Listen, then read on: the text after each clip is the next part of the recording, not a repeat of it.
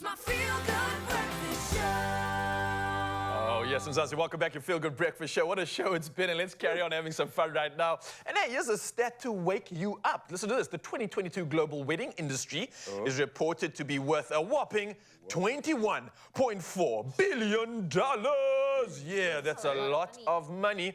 And that's what's bringing up this next conversation. Now, according to research from the Wedding Expo, South Africans spend an average of between 80 to 120,000 Rand on their wedding day.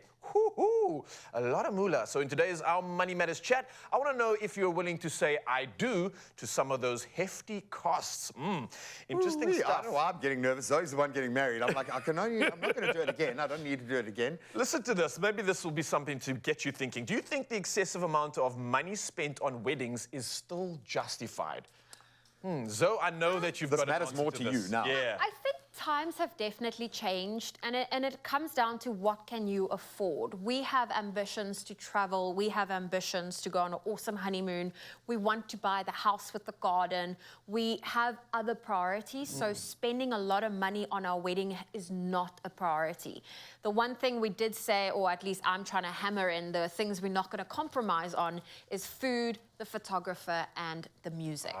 Everything else, I think there are ways to go about it more DIY. In other words, you can save more money that way. You honestly don't need a lot of those things. But we constantly have to remind ourselves that we don't want to spend all that money on our wedding. And our wedding planner, for example, is very good at understanding that as well. Because we've got they work within that space, yeah. So, you've obviously got the most experience here. You've been through a wedding. Only one wedding, eh? Not like I've experienced many weddings in the past, but yeah, for sure. When it comes to that actual spend, what do you think then is the best thing to spend your money on? Where should you maybe be not spending so much money on? I would love to know, out of that 23 billion, how much of that was spent on flowers? And as much as I do not want to see a dip in support for amazing florists and people working in that space, because we've got a huge industry that obviously supports that clearly at 23 billion. But for me, it's the experience. And I think where I was so lucky, this wedding was gifted to us. I feel like it was gifted to me. There was a lot of saving beforehand. Lindsay's dad had been saving literally from the second that she expressed an interest in that. And it was a big day for her. It really mattered for her. I didn't think it was going to matter as much as it did for me. But quite honestly, it was like a gateway thing. It felt like the start of the next phase of our lives, and that needs to be marked with a big occasion. I'm sorry, it's not just one day. It's the start of many days, and I think you've got to take that on board. So, and it also kind of marks the gravitas.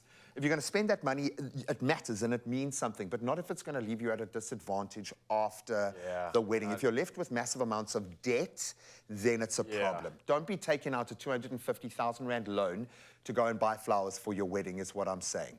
Could you rather spend it on the experience of people being with you for 2 days at the same venue with fewer people there and less flowers. That's what matters. That's what you're going to remember, is the conversation with your best man, seeing your wife dance with her dad. Those are the things where you're like, oh my word, and that's priceless.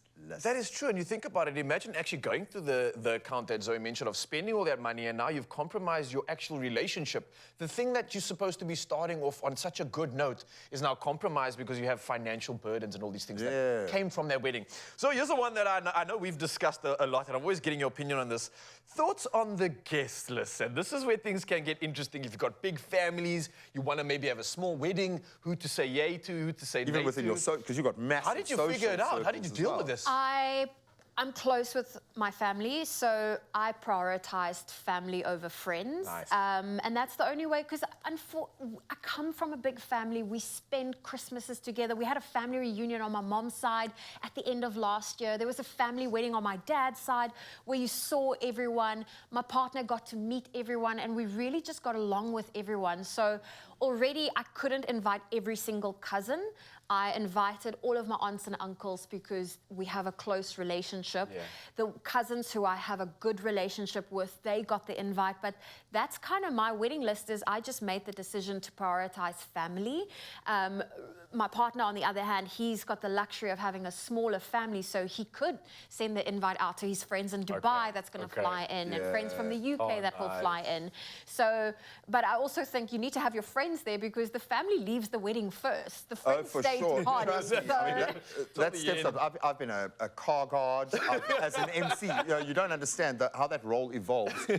And I would say from a gent's perspective, you need your Chinas around you because a lot of the planning has been done not without you, but you haven't been actively involved because it's not the stuff that you really kind of are that, it's not a deal breaker for you. But on the day, you're going to go through many moments that will be deal breakers, could be a potential disaster, end up being the best moment. And those happen because you're surrounded by the people that you love. But I think that the experience, you know, you've got mates flying out from overseas, give them an experience. Let it be 2 or 3 days in an area where you can do other stuff.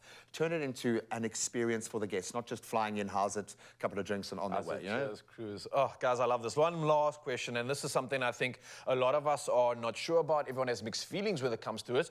With regards to parents helping out on wedding days, right? Is that something we should be accepting willingly? Is this something that we should rather turn down and do it on our own? And what are your thoughts on the cost breakdown itself? I mean, any opinions on that? For me, I'm like, look, I'll take anything I can get. 100%. I took that slant immediately because we were gifted with an incredible, and granted, there was a lot to get us over there and the whole family to do it in the UK. Obviously, was a very expensive Cost of thing. your wedding, I can't even imagine but what there would have been no way that we would have pulled off anything close to that. So we'll be eternally grateful and indebted to them for giving us that. It really was special, but it's a tough one. I think I don't want it to be an expectation on the bride's parents that they have to pay. I think the model now that we utilize is you guys work on it together as a couple and you do what you can afford. And I think that's the best bet. I love that. I think, you know, for any person that has a parent that can contribute to it, I mean, be extremely grateful, say thank you, because I think it is quite a special moment to do that. Myself and my partner, we are doing the wedding ourselves, but I think for anyone that, you know, does have that help from any parental figure, it is a massive blessing. Oh, it is a blessing indeed. And all of this is just getting me even more excited for Zoe's big day. And maybe mine too, I don't know. But of course, besides me carrying on with the wedding chats right now, wedding bells are ringing all over the studio, and weddings are undoubtedly a special occasion. So if you have the means to go all out, then no one is stopping you.